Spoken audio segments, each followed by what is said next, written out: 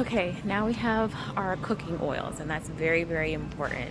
You know, you got to stay away from like all the vegetable oils and the canola oil and the soy oil and the corn oil and everything in between. And what I normally cook with is avocado oil. That's what I cook with. Or I'll do coconut oil, right? And you know, some people use ghee. I don't really do too much ghee. I do have it for my husband, but that's clarified butter. So, and you want to make sure that it's pasture raised ghee. Okay, that's a totally different set of rules with that. But normally what I cook with is, you know, like duck fat. So like this is the brand that I use, right? I use this brand. And then I sometimes use this brand. And duck fat, for those who've never used duck fat, it's the best thing ever. It makes everything taste amazing. Like your vegetables, if you're roasting vegetables and you base it with duck fat, oh my God, it just is a whole nother level. Sometimes I do like the pork lard. And again, from pasture raised, okay, that's the difference. Of course, apple cider vinegar, that's a staple that I use that often. And of course, you know, you have your olive oils. Now, people go back and forth between cooking with olive oil or not. Usually olive oil it really can't handle high heat. So I would just, you know, monitor how I'm using it. But typically in salads and dressings, if I'm doing like a homemade dressing, if I actually have the time to do that, that's what I do. But olive oil, there's tons of varieties to choose from. And this is what I do. I remember seeing Tia Mowry. She used this brand of olive oil when she was doing like one of her cooking shows. So I might end up trying this, but yeah. Of course, Primal Kitchen, right? Primal Kitchen, they got like a whole shelf of salad dressings here. The one I use a lot is this the one I use? No, that's ain't it. There's one. Is this it? Let me see. I think this is it. I don't even remember what I got in my kitchen. But my daughter loves the honey mustard one though. And let's look at the ingredients. Yeah. Good. Right, this is some pasta that I give to my daughter. So I like it. You know, ingredients. Let's see the ingredients. There you go. That's it.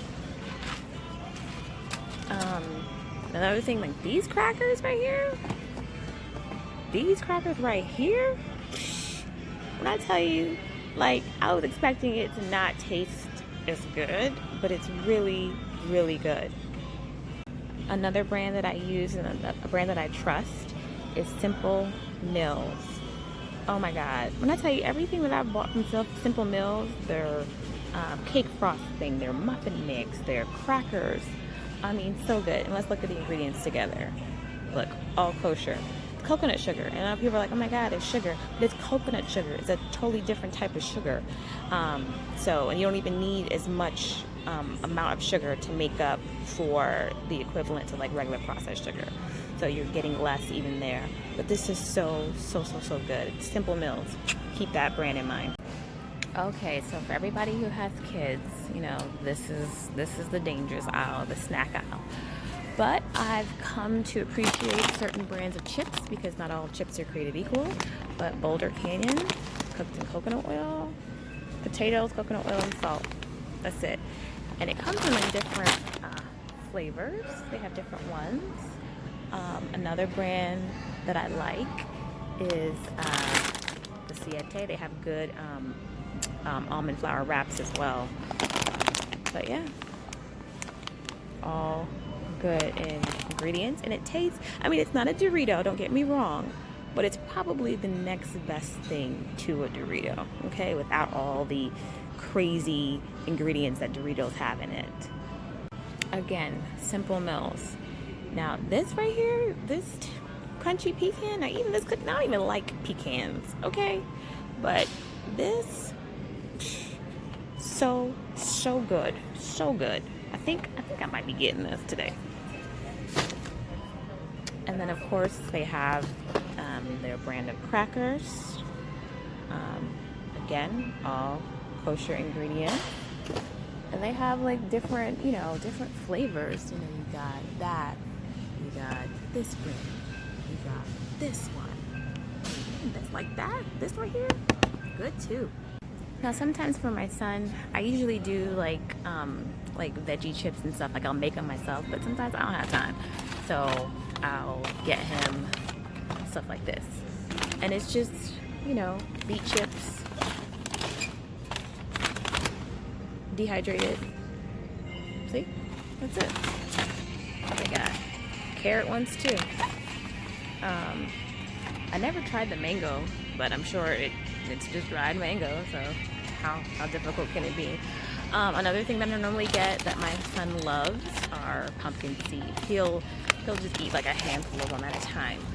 And pumpkin seeds are really good because they're anti-parasitic as well, so you're also getting that added benefit of eating them. So just food for thought, and they're already sprouted, and that's what you want. They're already sprouted.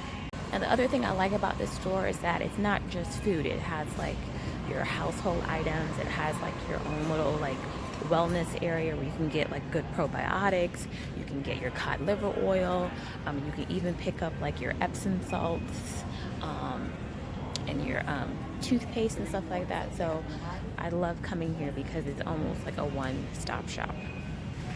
I'll probably do a separate video about like healthcare and skincare and household products on a different day.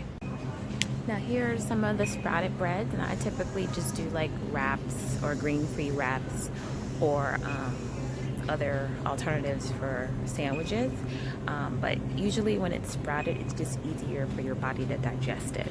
But since we are grain-free, most of our stuff will do like almond flour or coconut flour. But this is the brand that I usually get from my daughter that she likes.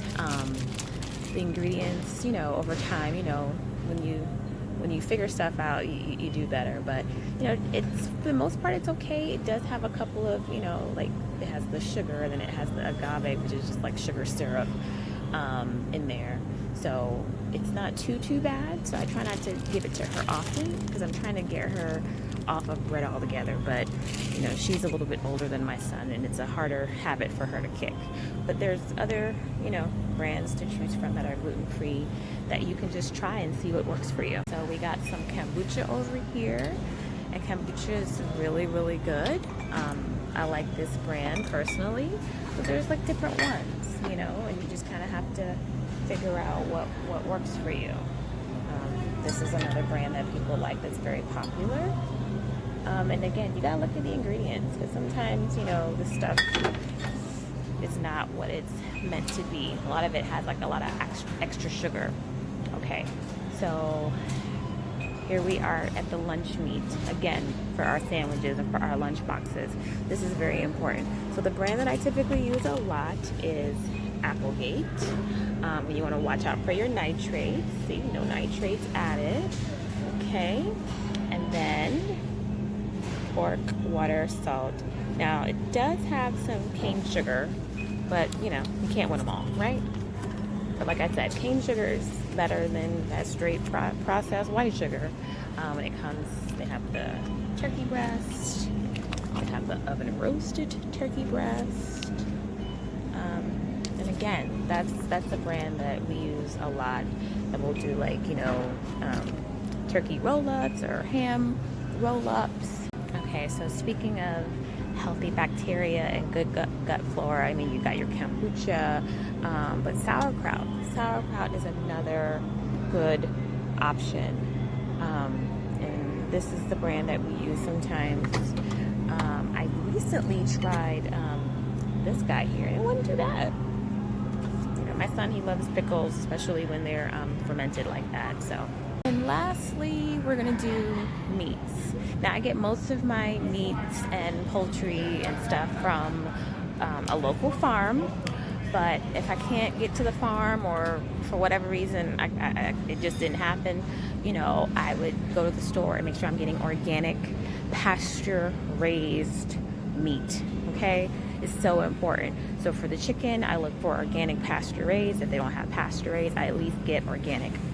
I do not get the conventional chicken. And I usually get a whole bird because that way I can cut it up and maximize, you know, the full bird. And I'll take some of the leftover bones and I'll make a good chicken stock out of that. If I'm getting meat, I make sure I get grass-fed organic beef. That's what you want. This is bacon. I do eat bacon, and this is a good brand. They typically don't have like any added sugar in it, and that's what we do. I mean, we don't do it often. We don't eat bacon often, but when we do, that's the one we do. And this brand, I've never tried this one, but this is like turkey bacon, which I'm not a fan of in general. But for those who like turkey bacon, let's look at the ingredients. Okay, yeah. This is another brand that I use for like sausages, and they also make hot dogs, and that's what I get for my kids. I don't do anything else. I get the Applegate, and this is, you know, you can chop this up and stir fry the hell out of this. Let's look at the ingredients. Oh, good ingredients. And they have different flavors. They got the chicken and apple. They got the fire roasted red pepper. And again, these hot dogs. Let's look at the ingredients on these hot dogs. Organic grass-fed beef, sea salt, spices, organic garlic, onion, celery powder. So that's what I use. And just a little tidbit about like the organic chicken. I mean, it has to meet certain guidelines.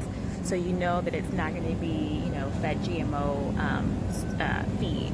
It's not going to have antibiotics. You know what I mean? So the goal is to just kind of do the best you can by making better choices.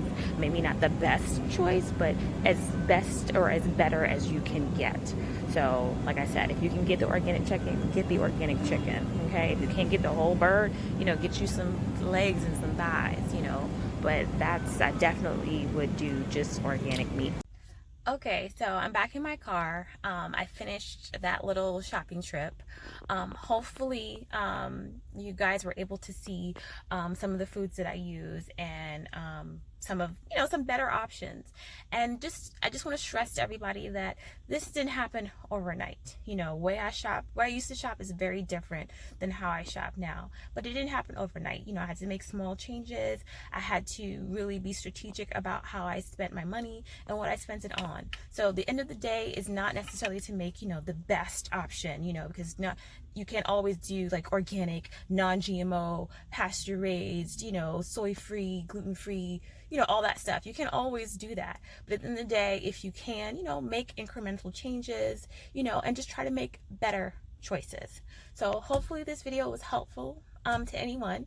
And if you'd like to see more, or if you have any specific questions or anything, just, you know, send me a comment, let me know, and that way, you know, I could produce more content for you. So again, don't forget to like, comment, follow, and subscribe. See you later.